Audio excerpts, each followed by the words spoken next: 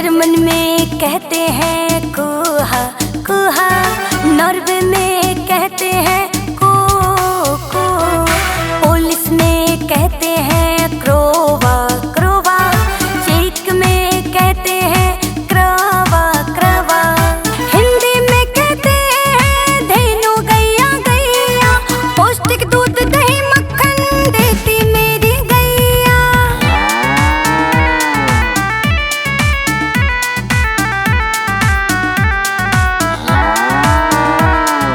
Roman Spanish में कहते हैं वाका वाका,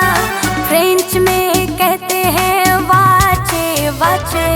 फिनिश में कहते हैं लेभा लेभा, ग्रीक में कहते हैं ओनेरा ओनेरा, हिंदी में कहते हैं धेनु गैया गैया, पौष्टिक दूध दही मक्खन देती मेरी गैया।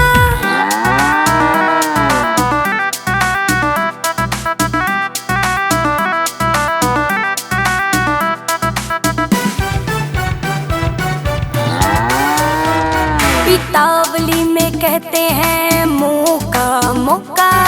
रूसी यूक्रेनी में कहते हैं कोयोवा कोयोवा, पुर्तगाली में कहते हैं